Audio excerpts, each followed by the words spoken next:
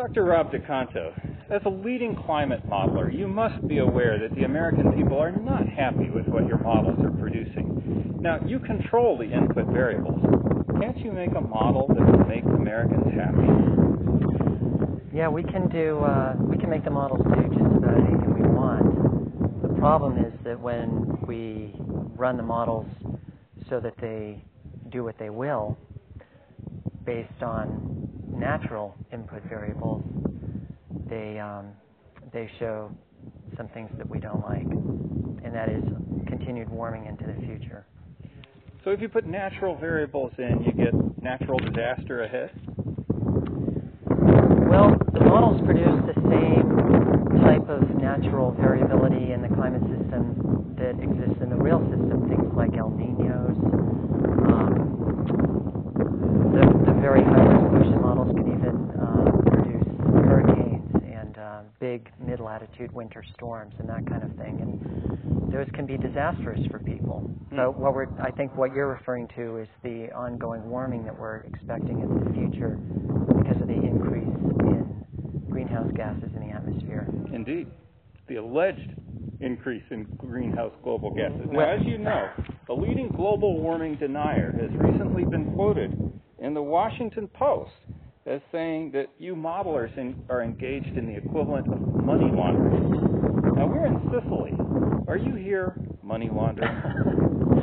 Well, I'm not, but my ancestry is from Sicily, and so you're asking a fairly realistic question. In fact, my family come from only about 30 kilometers from here. But to go back to the main issue as to whether or not we're manipulating any data or we're doing anything intentional, we're certainly not. The models are based on our current best understanding of the physics and the chemistry of the climate system.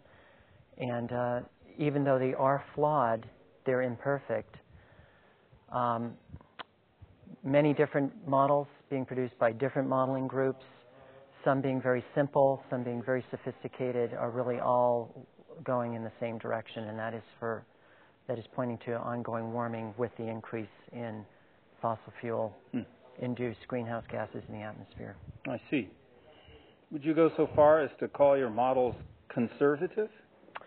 Well, that's, having been involved with the geologists that have been working on trying to reconstruct what the climate system has done in the past, has taught me is that if anything, we have a hard time making the models produce the dramatic range of climate variability that the geologists see in the records.